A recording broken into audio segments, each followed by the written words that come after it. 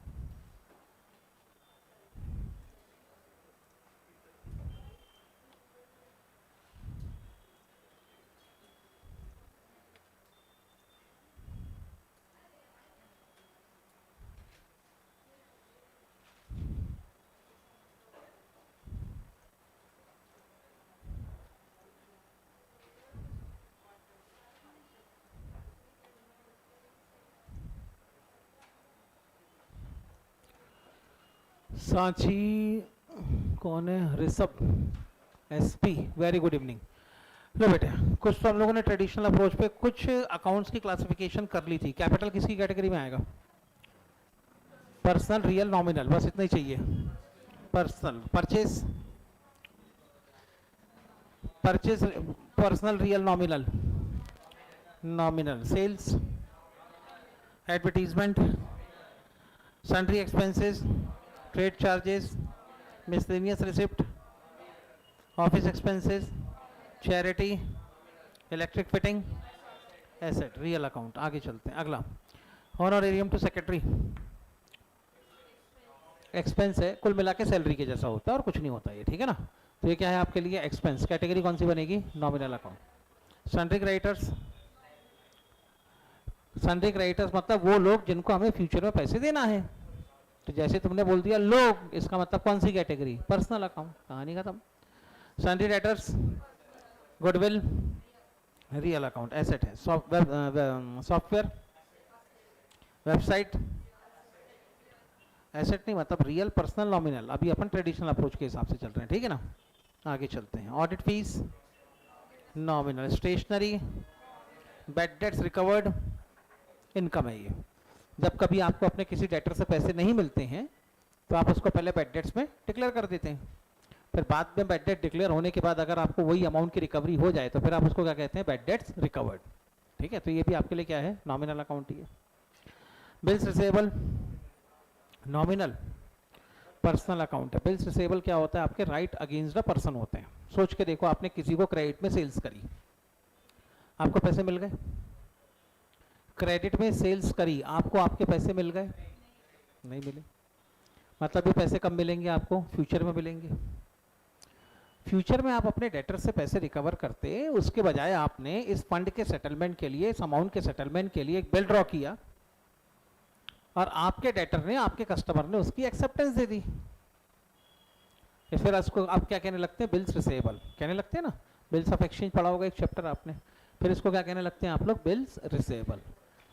अब अगर आपके पास में एक बिल्स रिसेबल है तो अल्टीमेटली ये तो यही बताता है ना कि आपको किसी ना किसी पर्सन से पैसे रिकवर करने हैं। Bills receivable itself represent that much amount is recoverable from the another person. तो ये भी अल्टीमेटली क्या है आपका? राइट अगेंस्ट द पर्सन है। बिल्स रिसेबल के थ्रू आप किसी भी पर्सन से अपना अनपेड अमाउंट रिकवर कर सकते हैं। तो ये भी किसकी कैटेगरी में आ गया? आपके पर्सनल अकाउंट की कैटेगरी में आ जाएगा। इतना ठीक है? आगे चलते हैं। डिविडेंड रिसीव्ड, इनकम है, किस कैटेगरी में आएगा? Nominal account. कहीं किसी वर्ड का मतलब समझ में ना आए तो पूछ लेना। ठीक है? डिविडेंड रिसीव्ड क्या है आपके लिए? इनकम। कैटेगरी कौन सी होगी? Nominal account. इसके बाद electricity charges, nominal. Commission allowed, loan and advance, personal account. भाई कभी भी लिखा रहा लोन, इसका मतलब आपने पैसे उधार लिए हैं। लेकिन जब कभी लोन के साथ में वर्ड आ जाए एडवांस, तो इसका मतलब आपने उधार दिया है, लिया हो या दिया हो, किसी ना किसी पर्सन से ही रिलेटेड है, तो कैटेगरी कौन सी हो जाएगी फिर आपकी? Personal account. Export duty, expense से क्या बन जाना चाहिए? Nominal account. Loan from SBI, personal. इसके बाद wages, drawings, rent, salary, interest received, insurance, insurance का खर्चा मतलब आपने इंश्योरेंस प्रीमियम पे किया होगा, ठीक है ना, तो इंश्योरेंस प्रीमियम जो पे करते हैं उसको आप अपना एक्सपेंस ही मानते हैं ना। एक्सपेंस से कहाँ भेजते थे? प्रॉफिट एंड लॉस अकाउंट में डेबिट किया करते थे, याद आया? तो ये भी आपके लिए कौन सा अकाउंट है? Nominal account. इसके बाद carriage outward, nominal account. Next है इंटरेस्ट पेड, एक्सपेंस है, nominal account. Rent received in advance, personal account. Category कौन सी बनेगी? लायबिलिटी। अगर कोई भी लायबिलिटी दिख जाए तो आंख बंद करके कौन सा अकाउंट लिख देना, वहां पर पर्सनल अकाउंट तो लिख ही देना, इतना ठीक है। अब सर ये rent received in advance personal account कैसे हो गया? क्योंकि आपने अपने टेनेंट से एडवांस में रेंट लिया होगा। जब भी वो टेनेंट आपका घर छोड़ के, प्रमाइस छोड़ के जाएगा, तो आपको उसका सिक्योरिटी डिपॉजिट या एडवांस रेंट आपको वापस करना पड़ेगा। तो ultimately it becomes your liability. Whenever he will leave the premise, you have to give back his deposit amount और द एडवांस रेंट। तो ये that is the liability which is payable to the tenant in future, इसलिए क्या हो जाएगी आपकी ये personal account. इसके बाद plant and machinery, asset, real account. Land and building, furniture, ठीक है। इसके बाद fixture and fittings, bank charges, expense है तो nominal account. Know how, know how मैंने बताया था प्रोडक्शन प्रोसेस होती है, ठीक है ना। अपने एक पर्टिकुलर या नए प्रोडक्ट को डेवलप करने के लिए हर कंपनी अपने एक प्रोडक्शन प्रोसेस को इंस्टॉल करती है, तो जो प्रोडक्शन टेक्निक होती है इसी को हम लोग क्या कहते हैं? Know how. तो ये भी कंपनी इसके लिए एसेट का ही काम करती है, इसलिए इसकी कैटेगरी भी क्या हो जानी चाहिए? Real account. Donation, nominal. या तो आपने डोनेशन लिया होगा तो भी आपकी इनकम है, और अगर किसी को डोनेशन दिया होगा तो आपके लिए क्या है? एक्सपेंस है, चैरिटी जैसा, तो फिर क्या हो जाना चाहिए? Nominal account. Stamp charges, horse and cards, horse and cards मतलब ये आपकी एसेट्स हैं, तो क्या हो जाना चाहिए? Real account. Accrued income, computers, real पक्का, एसेट है, real account. Postage and Telegram, expense है, नॉमिनल अकाउंट। उसके बाद में सब्सक्रिप्शन रिसीव्ड, एक्सपेंस है, नॉमिनल अकाउंट, सॉरी रेवेन्यू है, क्या होना चाहिए? Nominal account. डेप्रिसिएशन, एक्सपेंस है, नॉमिनल अकाउंट। इसके बाद फिक्स डिपॉजिट, एसेट है, रियल अकाउंट पक्का, ठीक है। इसके बाद फ्रेट, एक्सपेंस है, nominal account. Royalty on production, carriage inward, discount received, discount allowed, bad debts, gas and fuel, patent and trademark, asset है, रियल अकाउंट, ठीक है। इंटेंजिबल एसेट है लेकिन है तो एसेट आखिरी में।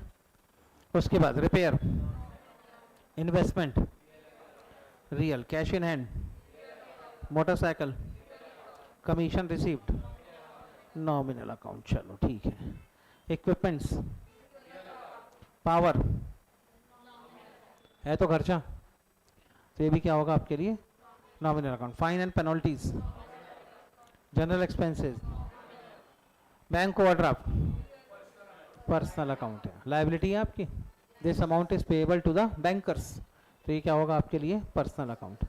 Prepaid insurance, personal account. Bills payable, bills payable, personal account, ठीक है ना। टी फॉर कस्टमर, कस्टमर को चाय पिलवाई थी, नॉमिनल। Outstanding salary, nominal. अबे लायबिलिटी है तुम्हारी। रिप्रेजेंटेटिव पर्सनल अकाउंट है, किसको रिप्रेजेंट करता है?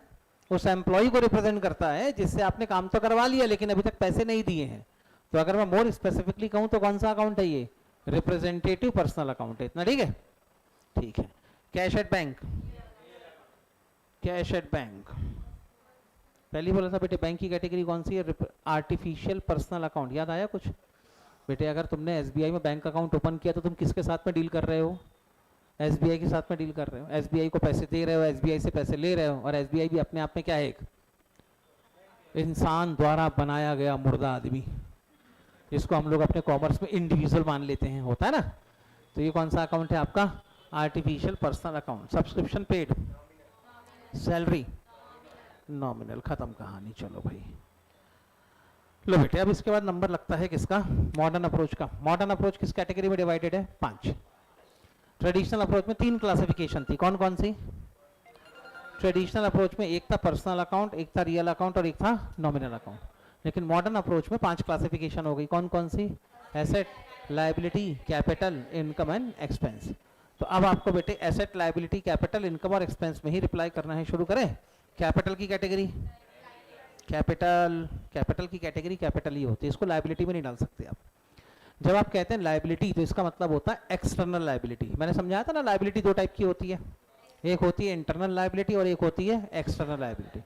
तो याद रखें अकाउंट के अंदर जब भी आप लायबिलिटी वर्ड यूज करते हैं तो इसका मतलब आप कह रहे हैं एक्सटर्नल लायबिलिटी के बारे में, आप बता रहे हैं किसके बारे में, एक्सटर्नल लायबिलिटी के बारे में ही बता रहे हैं। इतना ठीक है। तो you are telling about the external liability itself. इतना ठीक है। कैपिटल आपकी लायबिलिटी जरूर है, लेकिन कौन सी लायबिलिटी है, इंटरनल लायबिलिटी है। और इंटरनल लायबिलिटी को आप लायबिलिटी कह के नहीं पुकार सकते, ठीक है ना। आप कैपिटल को इसलिए ज्यादा से ज्यादा ओनर्स फंड कह के पुकारते हैं, चलेगा। प्रोप्राइटर फंड कह के पुकारते हैं, वो भी चलेगा, ठीक है।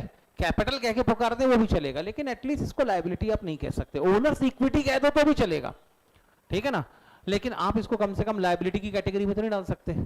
तो कैपिटल हमेशा किसकी कैटेगरी में आएगी, कैपिटल की कैटेगरी। इसके लिए अलग से कैटेगरी बनी हुई है, कौन सी, कैपिटल।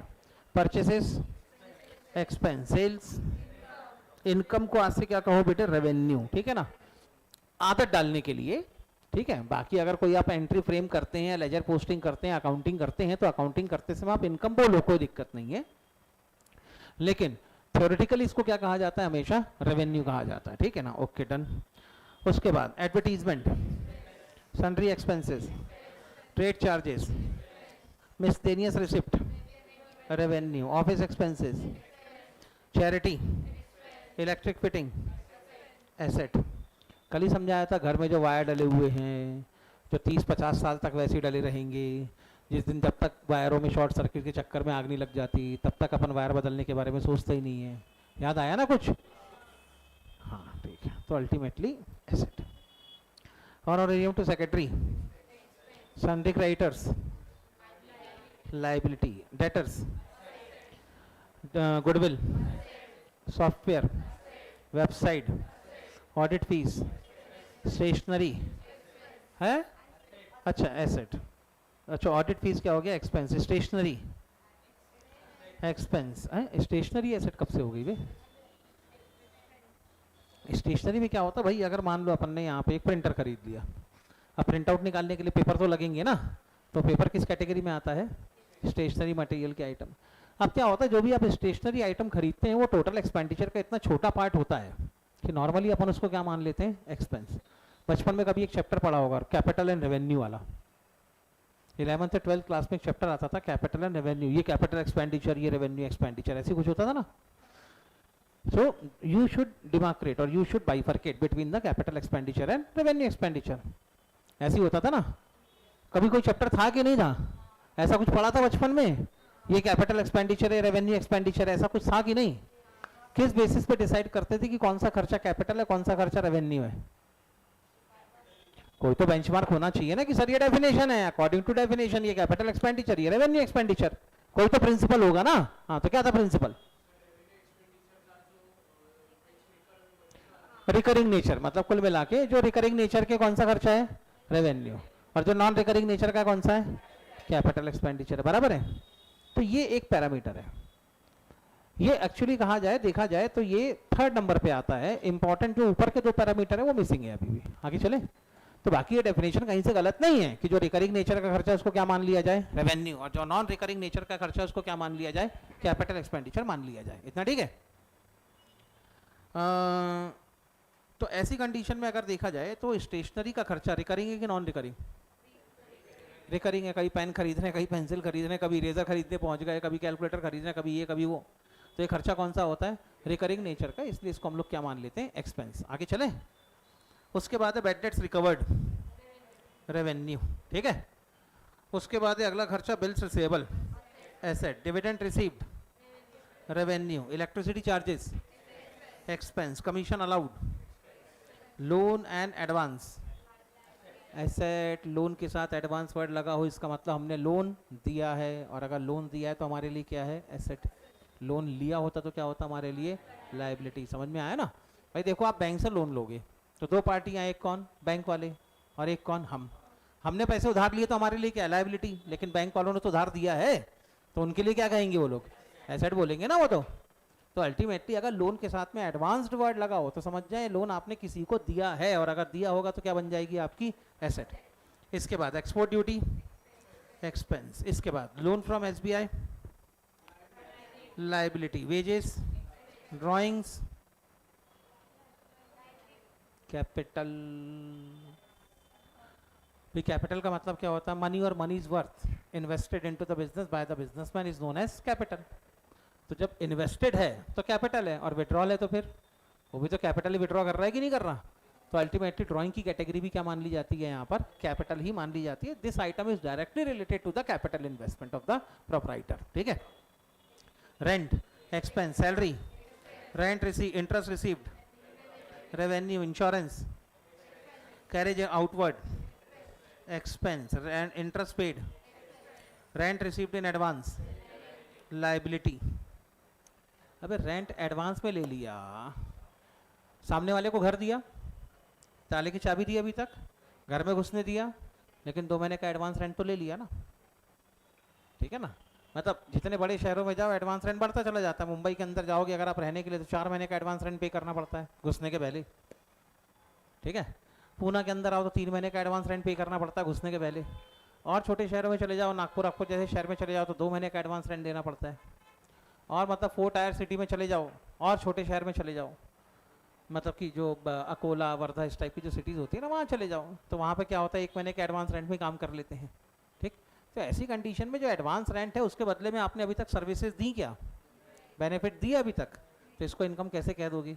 किसी भी चीज़ को हम लोग इनकम तब मानते हैं जब उसके बदले में जो बेनिफिट्स आपको डिलीवर करने चाहिए थे वो डिलीवर अगर आपने कर दिए होंगे तो only then it will be termed as your income और द रेवेन्यू। समझ में आ गई बात।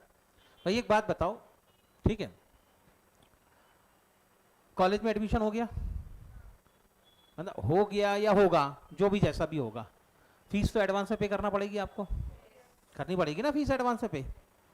अब कॉलेज वाले ये जो एडवांस में आपसे फीस ले रहे हैं इसको ये इनकम मान ले कि इसको लायबिलिटी माने, लायबिलिटी मानना पड़ेगा। कब तक, जब तक तुमको पूरी सर्विसेज नहीं दे देते, तुमको पहले पूरे पढ़ा दें, क्लासेस लग जाएं, तुम्हारा कोर्स कंप्लीट हो जाए, पेपर हो जाए, ये हो जाए, वो हो जाए, सब कुछ हो जाए, तो फिर माने जाएगा कि कॉलेज वालों ने आपको आपकी सर्विसेज दे दी हैं, तब जाके उनको क्या मानना चाहिए, अपनी इनकम। लेकिन जब तक उन्होंने अपनी सर्विसेज डिलीवर नहीं करी हैं तब तक इसको क्या मानना पड़ेगा, लायबिलिटी ही एज्यूम करना पड़ेगा। समझ में आ गई बात। तो अगर कोई भी इनकम कभी भी एडवांस में रिसीव हो जाए तो ये हमेशा आपके लिए क्या रहेगी, लायबिलिटी। कब तक, जब तक उसके बदले में जो सर्विसेज आपको देनी है आपने ना दी हो तब तक। अब सवाल ये आता है कि सर ऐसा क्यों, तो इसके पीछे का रीजन बनता है अक्रूवल कॉन्सेप्ट। इसके पहले मैंने 4 कॉन्सेप्ट डिस्कस किए थे आपके साथ, कौन कौन से थे। सेपरेट एंटिटी कॉन्सेप्ट, पहले तो सेपरेट एंटिटी कॉन्सेप्ट था ना। क्या था सेपरेट एंटिटी कॉन्सेप्ट में, बिजनेस करते समय हम हमेशा, सॉरी अकाउंटिंग करते समय हमेशा अज्यूम करेंगे कि business is always separated from its businessman और द ओनर्स। ठीक है ना, business is a separate entity and it is separated from its owner. इतना ठीक है।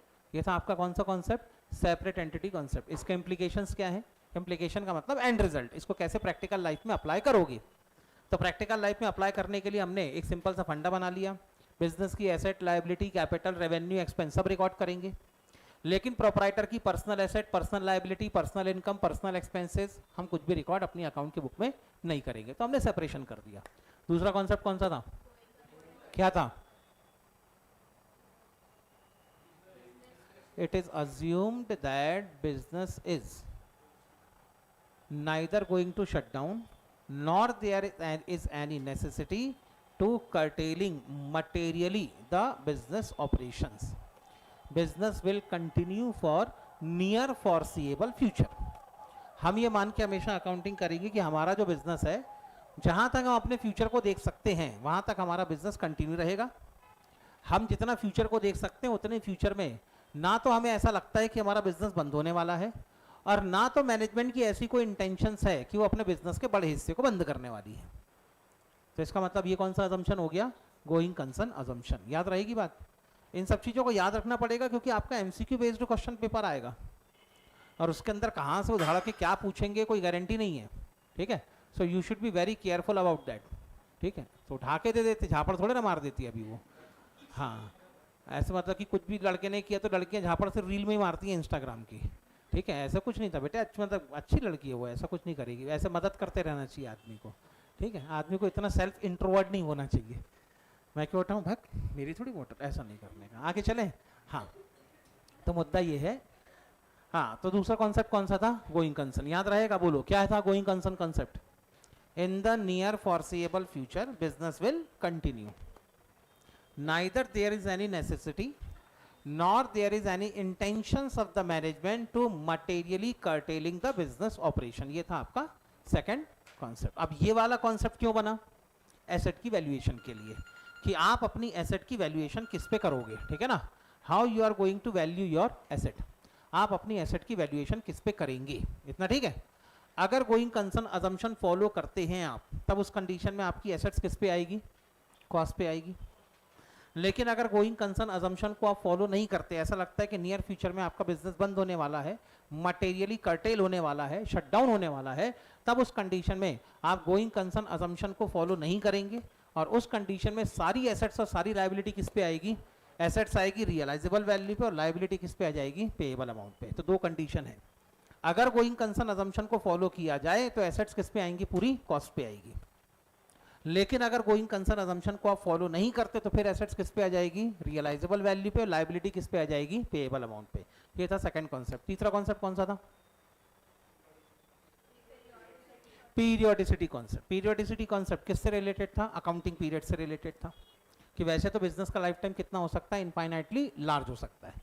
So infinite large time period of the business should be divided into smaller part and this smaller part should consist generally of 12 month. हर एक small part यानी business का एक जो accounting period है वो जनरली कितने का होना चाहिए, 12 महीने का होना चाहिए। जनरली वर्ड अपने आप में क्या बताता है कि कुछ एक्सेप्शनल केसेस भी अलाउड हैं, जैसे कि जब आप अपना बिजनेस कर रहे हैं, मतलब बिजनेस शुरू कर रहे हैं, या जब आप अपना बिजनेस बंद करने वाले हैं, और या तो बिजनेस के अंदर कोई मटेरियल चेंजेस आते हैं, कोई बहुत बड़े चेंजेस आते हैं, तब उस कंडीशन में आप क्या करेंगे, यहाँ पर पीरियोडिसिटी कॉन्सेप्ट को यहाँ पर आप थोड़ी देर के लिए इग्नोर कर सकते हैं। आपका अकाउंटिंग पीरियड 12 महीने से कम का भी हो सकता है, 12 मंथ से ज्यादा का भी हो सकता है। That was your third concept. कौन सा था ये, पीरियोडिसिटी कॉन्सेप्ट। इतना ठीक है। एक कॉन्सेप्ट मैंने शायद और डिस्कस किया था, मैचिंग कॉन्सेप्ट डिस्कस किया था मैंने, how to calculate the profit और loss of the business. Business का प्रॉफिट या लॉस कैसे निकाला जाए, बताओ। अरे कभी बिजनेस का प्रॉफिट या लॉस कैलकुलेट किया है, कैसे कैलकुलेट करते थे sir, trading and profit and loss account बना के, बोलो ना हाँ। Trading and profit and loss account में क्या लिखा करते थे, इनकम और एक्सपेंसेस लिखा करते थे, फिर आखिरी में अपना बैलेंसिंग फिगर ढूंढते थे। क्रेडिट बैलेंस आया मतलब इनकम ज्यादा है, एक्सपेंसेस कम है, तो फिर डिफरेंस के अमाउंट को आप क्या कहते थे, प्रॉफिट। याद आया। और अगर डेबिट बैलेंस आया मतलब खर्चे ज्यादा हैं, इनकम कम है, तो इसको क्या कहते थे आप, अपना नेट लॉस। ऐसे कुछ होता था ना। तो इसका मतलब आपने प्रॉफिट या लॉस कैसे कैलकुलेट किया है, इनकम और एक्सपेंसेस को कंपेयर करके किया था। इसके बाद आपने कभी एक चैप्टर पढ़ा होगा एनपीओ का, उसमें बनाते थे income and expenditure account. Credit side में सारी इनकम, डेबिट साइड में सारे खर्चे, फिर दोनों को कंपेयर करके सरप्लस या डेफिसिट निकाला करते थे आप। तो हाउ टू कैलकुलेट द इसी तरीके से प्रॉफिट या लॉस क्यों निकल रहा है बॉस, कोई और तरीका नहीं है क्या, बिल्कुल एक तरीका और अल्टरनेटिव तरीका भी है इसका। तो ऐसी कंडीशन में यहां पर एक मैचिंग कॉन्सेप्ट आया, जब पूछा गया कि सही तरीका क्या है प्रॉफिट या लॉस कैलकुलेट करने का, तो उन्होंने कहा कि एक अकाउंटिंग पीरियड किससे निकल के आ गया, पीरियोडिसिटी कॉन्सेप्ट से। कितने का होना चाहिए, 12 महीने का। तो एक अकाउंटिंग पीरियड की इनकम अर्न्ड को किसके साथ कंपेयर किया जाए, एक्सपेंसेस इनकर्ड के साथ में कंपेयर करके आपको अपना प्रॉफिट या लॉस कैलकुलेट करना चाहिए। सीधा सीधा निकल के आ गया क्या यहां पर। अरे how to calculate the profit और लॉस ऑफ द बिजनेस, जल्दी बताओ। By comparing income with the expenses. बेटे तुम लोग बचपन से ऐसे हो कि सीएमए फाउंडेशन में आने के बाद ऐसे हो गए, हम नहीं बोलेंगे। हाँ, हमें पूछा एक सवाल, अभी इसका तो जवाब दे दो कम से कम, बचपन से ही ऐसे हो कि अभी अभी ऐसे हो गए हो। आगे चलते हैं, ठीक। तो इनका कहना ये है कि भैया पीरियोडिसिटी कॉन्सेप्ट ये कहता है कि आपका अकाउंटिंग पीरियड 12 महीने का होना चाहिए। अब अगर मान लो अकाउंटिंग पीरियड 1 अप्रैल 2022 को शुरू हुआ, तो खत्म कहां पर होगा, 31 मार्च 2023 को खत्म होगा। तो मैचिंग कॉन्सेप्ट का कहना यह है कि भैया पहले आप इस अकाउंटिंग पीरियड की इनकम कैलकुलेट करें, ठीक, फिर आप इसी अकाउंटिंग पीरियड के क्या कैलकुलेट करें, एक्सपेंसेस कैलकुलेट करें, फिर इनकम में से एक्सपेंसेस को माइनस करें, तब जाके आपको क्या मिलेगा, इस अकाउंटिंग पीरियड का प्रॉफिट या लॉस मिलेगा। That is the correct way of calculating profit और loss of the business entity. ये कॉन्सेप्ट कौन सा है, मैचिंग कॉन्सेप्ट। मैचिंग कॉन्सेप्ट में अपन क्या करते हैं, मैच करते हैं ना, कंपेयर करते हैं ना। मैच करने का मतलब क्या होता है, कंपेयर करना। तो आप अपनी इनकम को एक्सपेंसेस के साथ में कंपेयर करके अपना प्रॉफिट या लॉस निकालो, या आप अपनी इनकम को एक्सपेंसेस के साथ में मैच कराओ और फिर अपना प्रॉफिट या लॉस कैलकुलेट करो। That's how you should calculate the profit और loss of the business entity. इतना ठीक है? अरे हाँ या ना सर, लेकिन ऐसा बनाने की जरूरत क्या थी? कोई भी आदमी होगा तो प्रॉफिट या लॉस तो ऐसे निकालेगा, इनकम में से खर्चा माइनस करके, कुछ भी लिखते, मतलब जैसा होने वाला उसको भी लिख के बता रहे हैं। नहीं, एक तरीका और भी है। कई बचपन में बैलेंस शीट बनाई थी, अब नहीं बनाई होगी बोल दो। तुम जब जब कुछ नहीं बोलोगे तो मैं नो ही मानूंगा उसको, ठीक है? हाँ, तुमने कई बचपन में बैलेंस शीट बनाई थी? बनाई थी, वेरी गुड। बैलेंस शीट में कैपिटल लिखते थे, लायबिलिटी साइड में, ठीक है। कैसे लिखा करते थे कैपिटल, ये बताओ। सबसे पहले ओपनिंग कैपिटल, फिर क्लोजिंग नहीं लिखते थे बक। इसमें अगर कोई करंट ईयर में नेट प्रॉफिट हुआ तो इसको ऐड करवाते थे, कोई ड्राइंग्स हुई तो इसको माइनस करवाते थे। ड्राइंग्स को तुमने करवा दिया माइनस, इतना ठीक है। एडिशनल कैपिटल इन्वेस्टमेंट हुआ तो ऐड करोगे। ये लो बेटे, एडिशनल कैपिटल अगर कोई करंट ईयर में और इन्वेस्टेड हुई तो इसको भी ऐड करा दोगे। फाइनली क्या मिलेगा तुमको, तुम्हारी क्लोजिंग कैपिटल मिल जाएगी। तो ये जो रिजल्टेंट फिगर आया है इसको आप क्या कहा करते थे, क्लोजिंग कैपिटल कहा करते थे। इतना ठीक है? मैंने कहा बेटे इसी को अगर मैं फॉर्मूले में कन्वर्ट कर दूं तो तुम्हारा एक फॉर्मूला बन जाता है। फॉर्मूला क्या बनाओगे सर? तो सुनो, तुमने फॉर्मूला बनाया अभी अभी, opening capital plus net profit minus drawings plus additional capital is equal to क्या, क्लोजिंग कैपिटल। इतना ठीक है? एक काम करते हैं, ओपनिंग कैपिटल को राइट हैंड साइड में ट्रांसफर कर देता हूं, चलेगा? तो इक्वेशन क्या बन जाएगी, closing capital minus opening capital. इतना ठीक है? उसके बाद ड्राइंग को भी राइट हैंड साइड में ट्रांसफर कर देता हूं, तो माइनस करना है कि प्लस करना है? प्लस करना पड़ेगा, करवा दो प्लस, प्लस ड्राइंग्स। उसके बाद एडिशनल कैपिटल को भी राइट हैंड साइड में ट्रांसफर करना है, प्लस कराऊं कि माइनस? माइनस करा दो सर, माइनस एडिशनल कैपिटल। तो फाइनली तुम्हारा क्या कैलकुलेट हो जाना चाहिए, नेट प्रॉफिट कैलकुलेट हो जाना चाहिए, हो जाना चाहिए। तो क्या ऐसा प्रॉफिट नहीं निकल सकता क्या? कहाँ इनकम दिख रही है बताओ ना, कहीं इनकम दिखी? कोई खर्चा है? नहीं है, ना तो इनकम है ना तो एक्सपेंस है, फिर भी तुम्हारा नेट प्रॉफिट तो उतना ही आएगा जितना आना चाहिए था। तुमने अपनी इनकम में से एक्सपेंस माइनस करके नेट प्रॉफिट निकाल के लाए, फिर क्या निकाली, क्लोजिंग कैपिटल। मैंने बेटे क्लोजिंग कैपिटल में से ओपनिंग कैपिटल माइनस कर दिया, ड्राइंग और एडिशनल कैपिटल को एडजस्ट करवा दिया, तब भी तो मेरा नेट प्रॉफिट आया। और टेक्निकली दोनों नेट प्रॉफिट सेम ही रहेंगे क्योंकि आपकी बैलेंस शीट तो टैली हो रही है। अच्छा भला टैली ट्रायल बैलेंस मिला आपको, उसी ट्रायल बैलेंस में asset, liability, capital, income, expense सब लिखा हुआ है। उसी ट्रायल बैलेंस के बेसिस पे तुमने क्या बनाया अपना, trading and profit and loss account. ठीक है? मैंने बेटे trading and profit and loss account ना बना के closing capital minus opening capital, drawing और एडिशनल कैपिटल को एडजस्ट करवा दिया, नेट प्रॉफिट। तो तुम्हारा प्रॉफिट और मेरा प्रॉफिट दोनों सेम निकलेगा यहां पर। तो इसीलिए सवाल ये खड़ा हुआ कि भैया नेट प्रॉफिट निकाले कैसे। पुराने जमाने में नेट प्रॉफिट ऐसे निकाला जाता था और इस मेथड को हम लोग कहते हैं इक्विटी कंपैरिजन मेथड। क्या कहते हैं इसको हम लोग? Equity comparison method. और ये मेथड का फॉलो होती है जब आपके पास में इनकम और एक्सपेंसेस का सफिशिएंट डेटा अवेलेबल ना हो, फिर भी प्रॉफिट या लॉस निकालना आपकी मजबूरी है। तब उस कंडीशन में चलो इनकम और एक्सपेंस का डेटा नहीं है तो कैपिटल को कंपेयर करके भी प्रॉफिट या लॉस निकाला जा सकता है। लेकिन ये मेथड है बेटे आपकी मजबूरी की। रियल मेथड कौन सी है आपकी? इनकम में से एक्सपेंसेस को कंपेयर करो और फिर अपना प्रॉफिट या लॉस कैलकुलेट करो। इतना ठीक है? तो प्रॉफिट या लॉस कैसे निकाला जाए उसके लिए भी एक कॉन्सेप्ट बना, उस कॉन्सेप्ट का नाम क्या था? Matching concept. याद रहेगा? MATCHING। सर लेकिन इसमें दिक्कत क्या है, एसेट में से क्लोजिंग कैपिटल में से ओपनिंग कैपिटल को माइनस करके भी अगर प्रॉफिट या लॉस निकाला तो तकलीफ क्या है? आप तो खुद ही कह रहे हो कि दोनों प्रॉफिट सेम आएंगे, 101% दोनों प्रॉफिट सेम ही आएंगे। तो फिर सर ऐसे निकाले तो ज्यादा अच्छा है ना, सरदर्दी नहीं है trading and profit and loss account बनाने का। अब जब trading and profit and loss account नहीं बनाना तो इनकम का भी डेटा मेंटेन करने का सरदर्द खत्म, एक्सपेंसेस का डेटा मेंटेन करने का भी सरदर्द खत्म, है कि नहीं? फिर रिकॉर्ड करना है तो क्या करना है? एसेट, लायबिलिटी और कैपिटल, बस इतना ही रिकॉर्ड करना है। और कैपिटल भी नहीं रिकॉर्ड नहीं करना, क्या करना है? सिर्फ सर एसेट की रिकॉर्डिंग कर लो और लायबिलिटी की रिकॉर्डिंग कर लो, एसेट में से लायबिलिटी माइनस करो तो क्या निकल जाएगी? कैपिटल।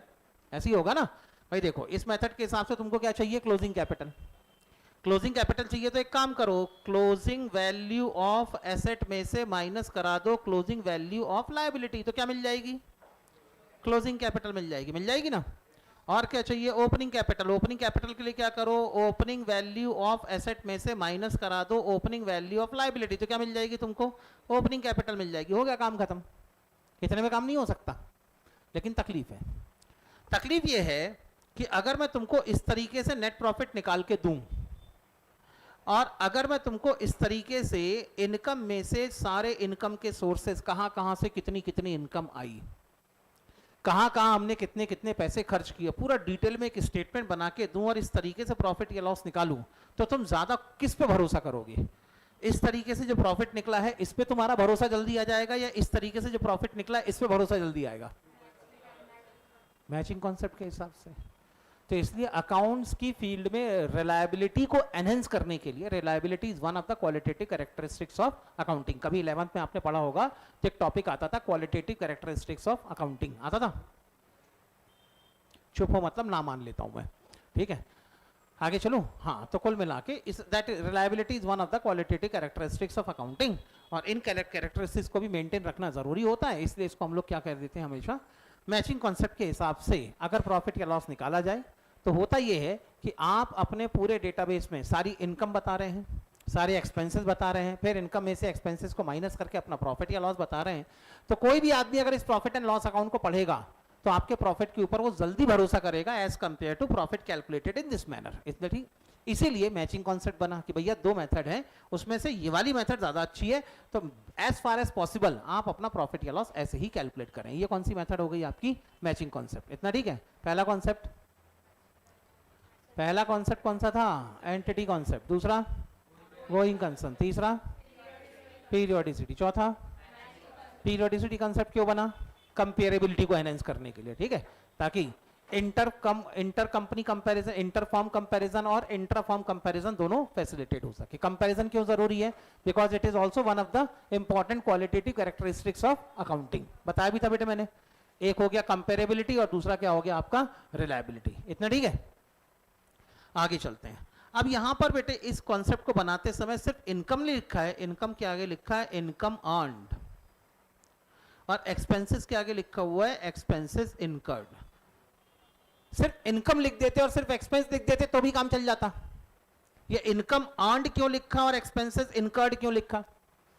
इनकम अर्न्ड और इनकम एक्सपेंसेस लिखने का मतलब ये है कि जब भी आप अपना प्रॉफिट या लॉस कैलकुलेट करने के लिए इनकम या एक्सपेंसेस जो भी आप यूज कर रहे हैं वो हमेशा किस बेसिस पर होनी चाहिए? अक्रूवल बेसिस पर या ड्यू बेसिस पर होनी चाहिए। इतना ठीक है। तो अब किसी ने पूछा भैया ये इनकम अर्न्ड और एक्सपेंसेस इनकर्ड या ड्यू बेसिस ऑफ अकाउंटिंग, इसका क्या मामला है? तो उन्होंने कहा फिर अकाउंटिंग के अंदर एक कॉन्सेप्ट और पकड़ा दिया इन्होंने। कौन सा कॉन्सेप्ट पकड़ा दिया? Accrual concept. कौन सा? बोलो। अक्रूवल कॉन्सेप्ट, ठीक है ना। अब अक्रूवल कॉन्सेप्ट क्या कहता है? अक्रूवल कॉन्सेप्ट बेटे आपकी इनकम और एक्सपेंसेस से रिलेटेड है। Income and expenses. सवाल पूछा गया कि कौन सी इनकम रिकॉर्ड की जाए और कौन सी इनकम रिकॉर्ड ना की जाए, किन खर्चों को रिकॉर्ड किया जाए और किन खर्चों को खर्चा ना माना जाए और खर्चों को अकाउंट की बुक में एज एन एक्सपेंस रिकॉर्ड ना किया जाए। तो इनका कहना यह है कि भाई जो भी आपकी इनकम होगी, अगर इनकम या तो आपको इमीडिएटली कैश में रिसीव हो जाए, यानी जब आपकी इनकम ड्यू हो जाए या जब आपके एक्सपेंसेस ड्यू हो जाएं तभी इनको आप अपनी अकाउंट की बुक में रिकॉर्ड करें। सर अब ये मामला क्या है ड्यू होने का? सोचो, अलग अलग कंडीशन देता हूं मैं। पहली कंडीशन कैश सेल्स। एंट्री क्या बनाते थे? अबे कैश सेल्स की एंट्री क्या बनाते थे? Cash account debited to sales account, यानी सेल्स की इनकम रिकॉर्ड कर दी आपने। क्यों कर दी? क्योंकि सर अगर कैश सेल्स हुई है तो हमने गुड्स का पोजीशन ट्रांसफर कर दिया ना, पोजीशन ट्रांसफर। डिलीवरी दी होगी ना गुड्स की, आपने पोजीशन ट्रांसफर कर दिया, ओनरशिप भी ट्रांसफर कर दी। तो जब हमने ओनरशिप ट्रांसफर कर दी, पोजीशन ट्रांसफर कर दिया, मतलब जितने बेनिफिट्स हमको बायर को देने थे सारे बेनिफिट दे दिए आपने और आपको आपके पैसे ही मिल गए। तो जैसे ही आपने अपने कस्टमर को बेनिफिट ट्रांसफर किए, ये आपके लिए क्या हो गया? एक्सपेंस। ठीक। और ये खर्चा क्या हो गया आपके लिए, ड्यू। अच्छा एक बात बताओ, क्रेडिट सेल्स की एंट्री कभी की है आपने?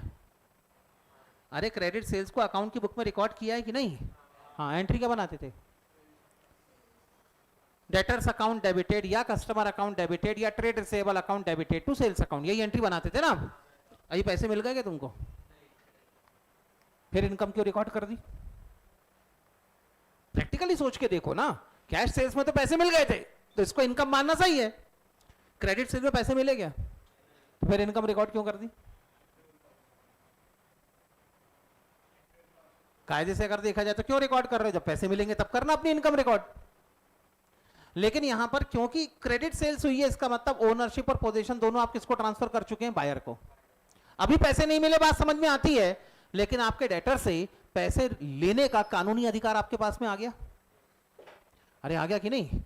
And if you are having the legal rights to receive money from the particular person in the future, तो इसका मतलब पैसे तो ड्यू हो गए ना अपने। और अगर पैसे ड्यू हो गए, इसको कहते हैं हम लोग ड्यू होना। क्या कहते हैं इसको हम लोग? ड्यू होना। पैसे लेने के हो जाए बस, जैसे होता ना लड़कों के बीच में होता, भाई 100 रुपए उधार देना यार, पैसे नहीं है जेब में। फिर दूसरे दोस्त ने तुरंत जेब से 100 रुपए निकाले, ले भाई तू अपना भाई है, अपना जेब खाली मत रख, ले तू 100 रुपए, मेरे पास में 200 हैं, दोनों भाई आपस में 100 रुपए रख लेते हैं। दोनों ने आपस में 100 बांट लिए। एक हफ्ते बाद अब पहले दूसरा वाला दोस्त पहुंचा, भाई तेरे को 100 रुपए उधार दिए थे मैंने, वापस कर। अब वो तो अपने अधिकार के पैसे मांग रहा है कि नहीं मांग रहा? अब अधिकार के पैसे मांग रहा है, मतलब that amount has been already become due. अब ड्यू हो गए और उसके बाद में अगर आप पैसे लो तो ये आपके लिए क्या बन जाती है? इनकम बन जाती है। समझ में आई बात? हालांकि पहले केस में दोस्तों के बीच में तो डेट की सेटलमेंट है, तो यहां पर जब तक आपको इनकम के अगेंस्ट में पैसे रिसीव करने के लीगल राइट्स नहीं मिल जाते, तब तक वो इनकम ड्यू नहीं मानी जाती। और जब तक इनकम ड्यू नहीं होगी तब तक उसको एज अ इनकम अकाउंट्स की बुक में रिकॉर्ड नहीं करने का। ठीक? असल में दो सिस्टम ऑफ अकाउंटिंग होते हैं, एक होता है accrual based accounting, accrual based accounting, और एक होता है cash basis accounting. Cash basis accounting ये कहती है कि हम किसी भी इनकम को इनकम तभी मानेंगे जब हमको हमारा कैश रिसीव हो जाएगा। Only then we will treat it as an income. यानी बेटे कायदे से अगर देखा जाए तो वो क्रेडिट सेल्स को अपनी अकाउंट की बुक में रिकॉर्ड ही नहीं करते। They are not going to record the credit sale in the books, क्योंकि पैसे नहीं मिले उनको, और पैसे नहीं मिले तो उसको अपनी सेल्स मानने से मना कर देते हैं। वैसे किसी भी खर्चे को अपनी अकाउंट की बुक में तब तक रिकॉर्ड नहीं करते जब तक वो खर्चा क्या ना हो जाए, उनका ड्यू ना हो जाए, मतलब कि पे ना कर दें वो। तो इनकम रिकॉर्ड होगी जब एक्चुअली कैश रिसीव हो जाएगा, एक्सपेंसेस रिकॉर्ड होंगे जब एक्चुअली कैश आपका पे हो जाएगा। इतना ठीक है? तो जब आप एक्चुअल कैश रिसिप्ट और एक्चुअल कैश के पेमेंट के बेसिस पर इनकम और एक्सपेंसेस को रिकॉर्ड करो तो इसको कहते हैं हम लोग कैश बेसिस ऑफ अकाउंटिंग।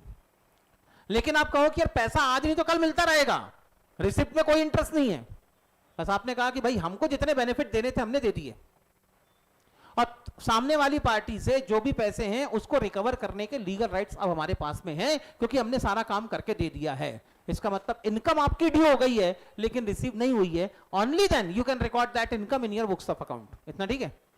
तो अगर आपकी इनकम बट ड्यू भी हो जाएगी तब भी आप उसको अपनी अकाउंट की बुक में एज एन इनकम रिकॉर्ड कर देंगे। वैसे ही आपका खर्चा अगर ड्यू भी हो जाएगा, आपने अपने एम्प्लॉय से काम करा लिया ना, साल भर महीने भर आपने काम करा लिया एम्प्लॉय से, लेकिन अभी तक सैलरी का पेमेंट नहीं किया, इसको आप लोग कहते थे आउटस्टैंडिंग सैलरी, कहते थे आउटस्टैंडिंग सैलरी। और बड़े हिसाब से, बड़े इज्जत से जब आपने प्रॉफिट एंड लॉस अकाउंट बनाया करते थे तो उसके अंदर लिखा करते थे सैलरी, और उसी में आउटस्टैंडिंग सैलरी ऐड करके दिखाते थे आप, और आउटर कॉलम में। अब यहाँ पे आउटस्टैंडिंग सैलरी ऐड क्यों करी आपने? सोच के देखो एक मिनट के लिए। आउटस्टैंडिंग सैलरी ऐड करने का रीजन ही यही है क्योंकि आपने अपने एम्प्लॉय से काम करवा लिया है, आपने बेनिफिट्स ले लिए हैं, इसलिए एक्सपेंस क्या हो गया आपके लिए? ड्यू हो गया। पेमेंट इस साल हुई तो ठीक, नहीं तो अगले साल तो होनी है। तो जब कभी आप इनकम और एक्सपेंसेस को अकाउंट्स की बुक में रिकॉर्ड करते हैं on the basis of its accrual irrespective of cash receipt और cash payment, then it is known as accrual basis of accounting. समझ में आ गई बात? हाँ या ना? अरे समझ में आया कि नहीं? कैश बेसिस अक्रूवल बेसिस के बीच में डिफरेंस समझ में आ गया? चलो ठीक है। इन दोनों के बीच में अगर डिफरेंस समझ में आ गया हो तो अब बताओ बेटे, रेंट रिसीव्ड इन एडवांस, आपने किसी से एडवांस में रेंट ले लिया, इनकम ड्यू हो गई क्या आपकी? कोई बेनिफिट दे दिया आपने टेनेंट को, और जब तक बेनिफिट दिए नहीं आपने तो इनकम कैसे ड्यू हो जाएगी? इनकम कब ड्यू होगी? जब आप अपनी सर्विसेज सामने वाले को दे देंगे। जब गुड्स जो सामने वाले को देना है, जब तक गुड्स आप दोगे नहीं तब तक आपकी इनकम ड्यू नहीं होगी। तो इसको आप इनकम तो कह नहीं सकते क्योंकि आपने एडवांस में पैसे लिए हैं, सर्विसेज देना बाकी है। तो rent received in advance is not your income, it is your liability. और ये कब तक लायबिलिटी रहेगी? जब तक आप उसको अपनी सर्विसेज नहीं दे देते। समझ में आ गई बात? Land and building asset, plant and machinery asset, furniture asset, furniture के बाद fixture and fitting, bank charges, expense, know how asset, donation expense, stamp charges, horse and card, accrued income asset. ठीक है, अक्रूड इनकम एसेट इसीलिए है क्योंकि सिर्फ income लिखा होता तब तो ये सिर्फ इनकम की कैटेगरी में आ जाती, लेकिन अक्रूड इनकम का मतलब ये है कि इनकम तो ये थी, आप इनकम के नाम पे रिकॉर्ड कर चुके, but this amount is recoverable from the outsider.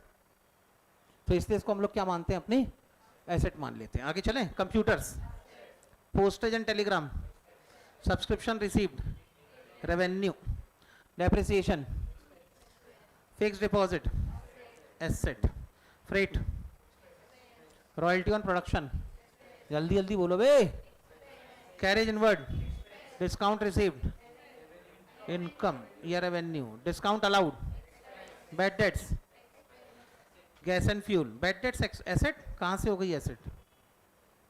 हाँ आगे चलते हैं। बैड डेट्स, सॉरी फिर क्या था इसके बाद? गैस एंड फ्यूल, हाँ, expense, patent and trademark asset, repair, investment asset, cash in hand, motorcycle, commission received, revenue, equipment, power, fine and penalties, general expenses, bank OD, prepaid insurance asset, bills payable, liability, tea for customer, expense, outstanding salary, liability, cash at bank asset, subscription paid, expense, salary, expense. Bye bye.